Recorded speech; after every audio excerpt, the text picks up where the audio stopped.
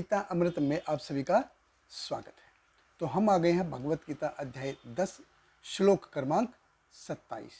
तो हम भगवत गीता के उन श्लोकों की श्रृंखला पे चर्चा करने का प्रयास कर रहे हैं जहाँ पे भगवान कृष्ण कहते हैं कि कोई मेरे को भौतिक रूप में कैसे जान सकता है।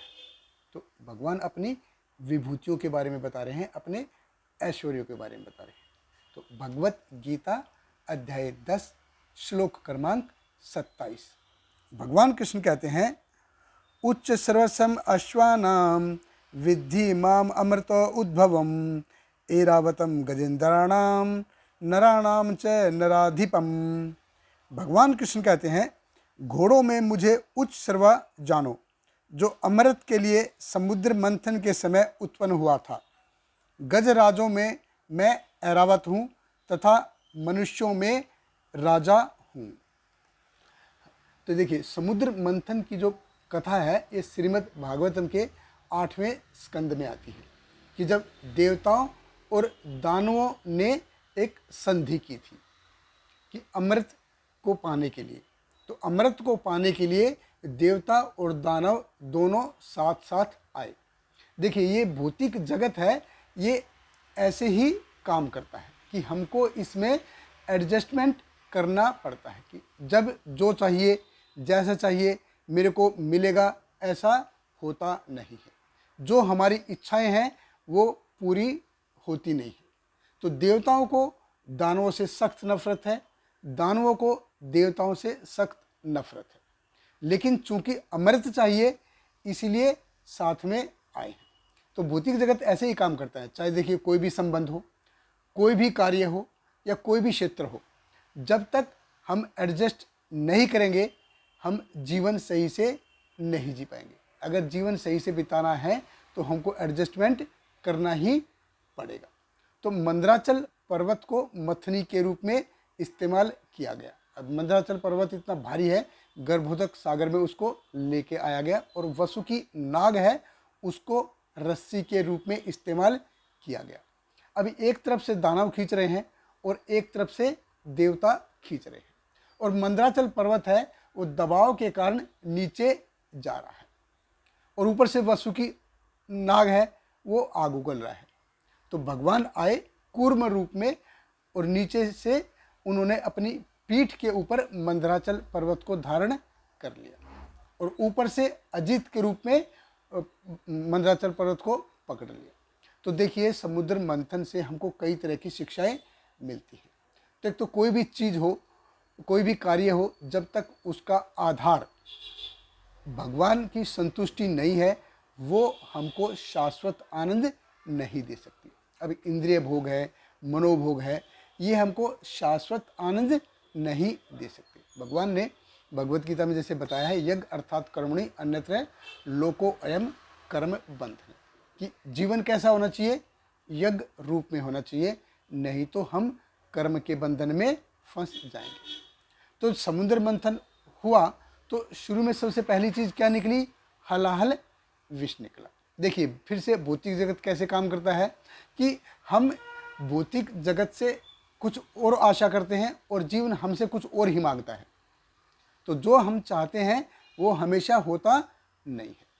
20 साल के जब हम होते हैं, 20-22 साल के जब हम होते हैं, हमको लगता है कि ये वर्ल्ड इज माइन, मैं ये सब कुछ करके रख दूंगा, मैं ये कर दूंगा, मैं वो कर दूंगा, हमको ऐसा लगता है। 40 साल की उम्र होते होते हमको लगता है कि नहीं, वर्ल्ड तो ऐसा ही रहेगा, हमको ही चेंज होना पड़ेगा, हमको एडजस्टमेंट करना पड़ता है। और 70 साल की उम्र तक आते आते हमको लगता है यार ज़िंदगी में कुछ नहीं किया, चलो अभी हरे कृष्णा कर लेते हैं। तो समुद्र मंथन के समय 14 रत्न आए, हलाहल विष को छोड़ के 14 रत्न आए, और उन 14 रत्नों में से 2 थे उच्चश्रवा घोड़ा और ऐरावत हाथी। उच्चश्रवा घोड़ा जो था ये 7 मुंह का घोड़ा था और ये सफ़ेद था। पहले ये बलि महाराज ने ले लिया था, लेकिन वहाँ से उन्हें इंद्र ने इससे ले लिया, और इंद्र से तारकासुर ने ले लिया, फिर वापस तारकासुर से इंद्र ने वापस ले लिया।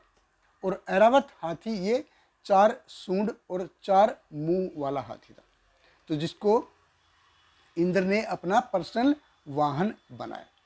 तो देखिए भगवान कहते हैं कि सब चीज़ों में, सारी चीज़ों में जो सबसे अच्छा है वो मेरे को समझो। फिर भगवान कृष्ण कहते हैं नरा नाम च नराधिपम, कि नरों में मैं राजा हूँ, यानी कि मनुष्यों में मैं राजा हूँ, मोनार्च हूँ।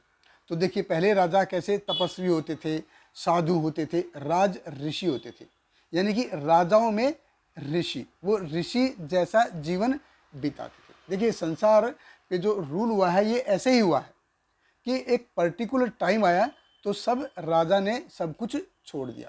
देखिए पांडव थे, एक समय आया उन्होंने सब कुछ छोड़ दिया। परीक्षित महाराज, जब उनको पता चला कि 7 दिन के बाद सांप के कांटे से मृत्यु हो जाएगी, उन्होंने सब कुछ छोड़ दिया। अंग महाराज सब कुछ छोड़ दिया। दशरथ महाराज सब कुछ छोड़ दिया। तो ये ऐसे राजा थे जो अपनी प्रजा का पूरा ख्याल रखते थे, प्रजा के लिए वो कुछ भी त्याग करने के लिए तैयार रहते थे। तो देखिए हमको ताकत और ऐश्वर्य इसको छोड़ने के लिए हमेशा तैयार रहना चाहिए। अगर ताकत और ऐश्वर्य को हम पकड़ेंगे तो ये परफेक्ट है, तो हम इसको कभी भी छोड़ सकते हैं। लेकिन ताकत और ऐश्वर्य अगर हमको पकड़ेगा तो फिर गड़बड़ होगी, तो हम उसको फिर छोड़ नहीं पाएंगे। तो अगर ताकत और पोजीशन को हमको शांति से छोड़ने के लिए तैयार रहना चाहिए। किस लिए छोड़ना चाहिए? भगवान कृष्ण को प्रसन्न करने के लिए, उसको सरेंडर करने के लिए। नहीं तो क्या है, देखो बहुत पहले एक ऐड आती थी सिगरेट की, 4 स्क्वायर सिगरेट की, लिव लाइक किंग साइज और डाई लाइक बैगर साइज। क्यों? क्योंकि यहाँ वहाँ कहीं ना कहीं कैंसर होगा ही होगा। तो हमको सिंपल लाइफ जीना चाहिए और भगवान कृष्ण को प्रसन्न करने का प्रयास करना चाहिए। बहुत बहुत धन्यवाद। हरे कृष्णा। श्रील प्रभुपाद की जय। हरे कृष्णा कृष्ण कृष्ण हरे हरे, हरे रामा राम राम हरे हरे।